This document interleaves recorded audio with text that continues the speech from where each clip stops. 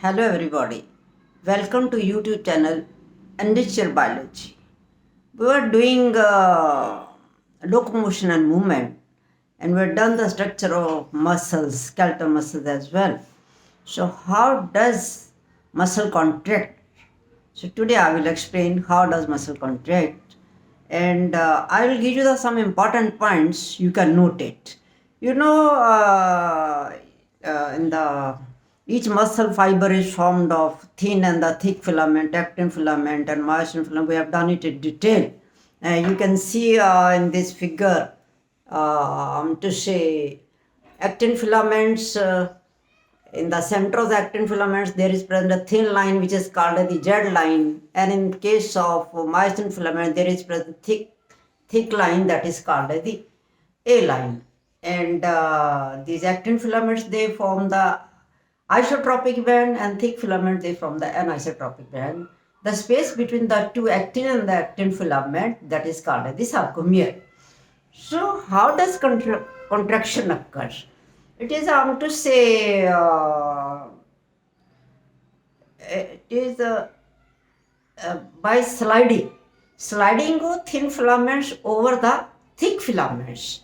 To say actin filaments, they will slide over the myosin filament. Followed my point?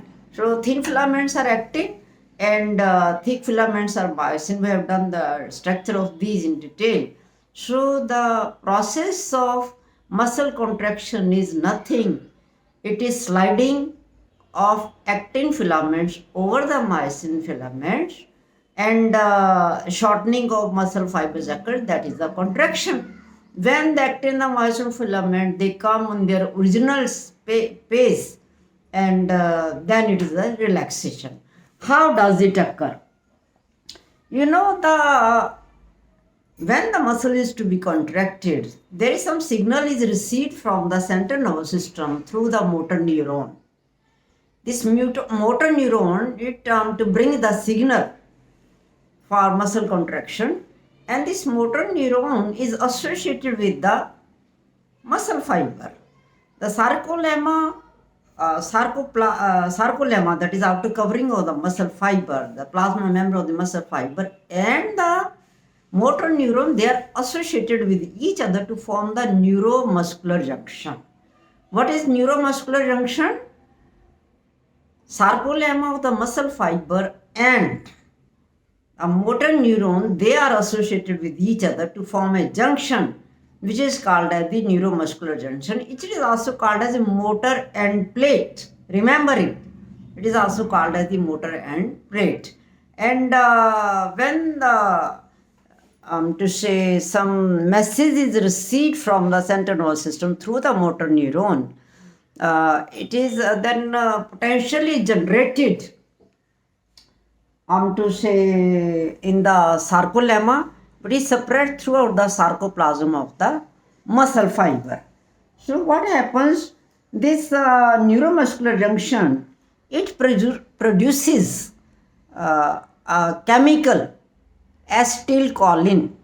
Neuromuscular junction, it produces the chemical which is called as the acetylcholine. It is also called as the neurotransmitter. So acetylcholine generates action potential in the sarcoplasma, which spread throughout the muscle fiber and causes the release of calcium ions into the sarcoplasm. Do you follow my point? To say, when the neural signal reaches the junction, it releases the acetylcholine. Acetylcholine, it is a neurotransmitter.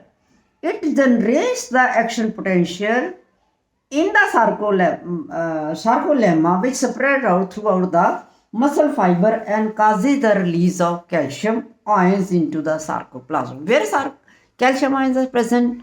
I told you that sarcoplasm and reticulum. In case of muscle fiber, muscle cell, the endoplasmic reticulum is called as the sarcoplasmic reticulum, and calcium ions, they are present in the sarcoplasmic reticulum. They are the storehouse of the to say sarcoplasmic reticulum is the storehouse of the calcium ions. When acetylcholine, it reaches it produces the action potential in the entire muscle fiber in the sarcoplasm through the sarcolemma. Then what happens? Calcium ions are released into the sarcoplasm. So what the function of calcium ion? Calcium ion, they binds the subunit troponin on the actin. You know, on the actin, at the regular distance intervals, there is presence of complicated protein that is called as the troponin. So this calcium, what is troponin? What it causes? It causes the masking of active site on the actin. It causes the masking of the active site on the actin. So calcium ion binds the subunit troponin on the actin filaments. It removes the masking of active site to say for myosin. Active site which is present on the actin filament. So it causes the remove the masking. जो cover किया होता है, it removes the masking of the actin filament for joining the myosin head. So during this action, energy is released by the hydrolysis of ATP. So this is not passive reaction, it is active reaction. So during when calcium ion binds the troponin, it demask the active site for myosin. This process is energy consuming. How energy is produced? ATP is hydrolyzed. Where it is present? It is present on the myosin head. So myosin head is the point for ATP site. So ATP is hydrolyzed and energy is released. So this energy is utilized for the demasking of the actin filament. So what happens? Myosin head, when demasking occurs, myosin head binds on the exposed site on actin filament to form the cross bridge. Myosin head, it will bind to the demasked site, free site on the actin, and cross bridge head is formed. So then what happens? When this actin, the myosin head will attach to the actin active site which has been demasked by the calcium ions by producing the energy by the hydrolysis of ATP. So what happens? It will to form the cross bridge, and this will pull the actin filament toward the center of A band, toward the myosin filament. So जब वो उसने join करना होता है तो ATP energy which is produced, it will pull the actin towards the A band. So what will be the result? When actin is pull the actin filament toward the center of A band, then what happens? Z line is attached to the actin filaments are also pulled towards. So you know, actin filaments on one side they are one edge overlapping on the myosin head, other edge is attached to the Z line. So when actin filaments is shortened, when actin filament is pulled by joining the myosin head, Z line is also put towards the A band.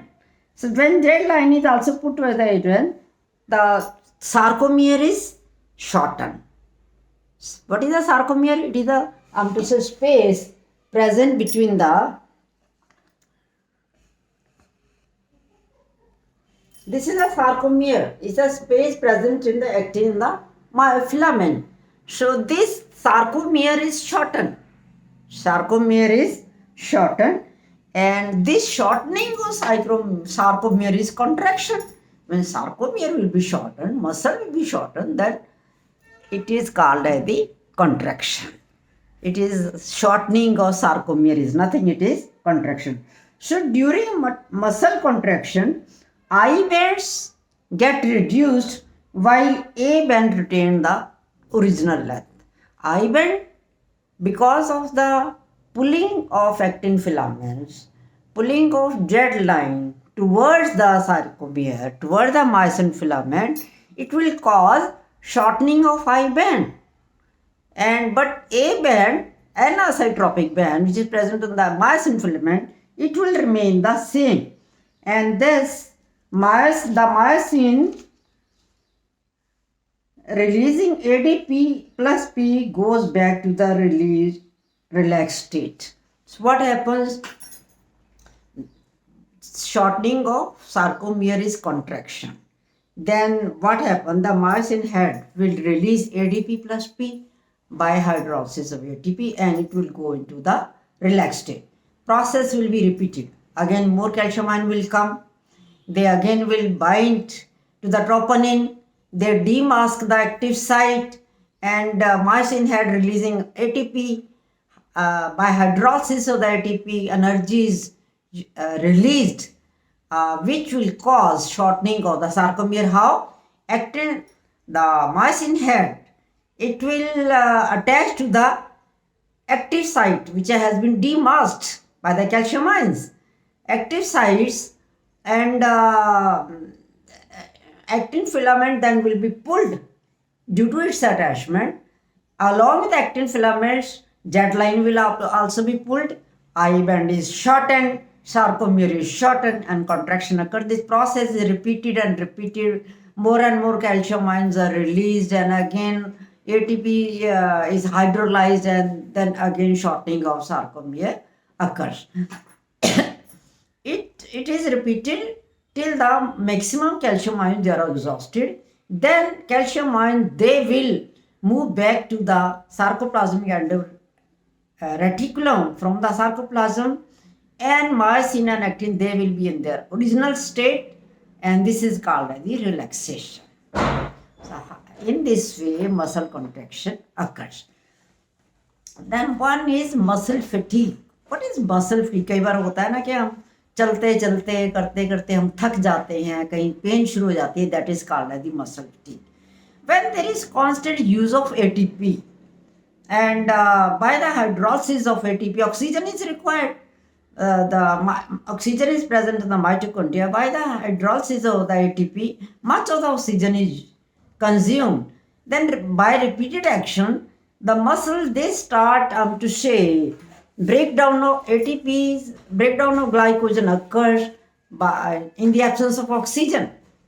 So then lactic acid is produced. This process is anaerobic.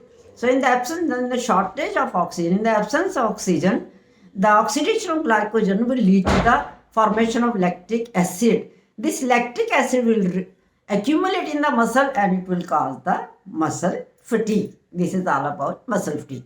Then muscles, there are two types, aerobic muscles and anaerobic muscles. Aerobic muscles, they are rich in myoglobin. It is a hemoglobin-like pigment. It is red in color. It gives appearance to the muscle fiber red. So muscle fibers, such red fibers, they are called as the red fibers. They are rich in mitochondria. So plenty of oxygen is received from the mitochondria to hydrolyze ATP. And this action consumes the oxygen, and the muscles, they are called as the aerobic muscles. So aerobic muscles, they utilize oxygen during this their action. They are red in color. They are also called as the red fibers. They are rich in myoglobin. They are rich in mitochondria. Then another type of muscles, they are to say anaerobic muscles. Muscles which function in the absence of oxygen. In anaerobic muscles, they are called as the white fibers. They are pale in color, pale yellow in color. They are called as white fibers. They are, in this case, myoglobin is very little in comparison to aerobic muscles. So in anaerobic muscles, the myoglobin is poor, its quantity is very less than that of the aerobic muscles. They are called as white fibers, they are pale yellow in color, and they are rich in sarcoplasmic and reticulum. But mitochondria are very few, so they function in the absence of oxygen, and they are called as the anaerobic muscles. This is all about the muscle contraction, muscle fatigue. You can remember all these points. So next time we will do some questions on the NEET regarding the competitive exam and along with skeletal system, bones in our body. I hope you might have followed it. If you have followed it, then don't forget to like it. If you haven't subscribed it, please do subscribe it. You will be benefited and share it with your friends. I will be happy. Okay, have a good day. Bye.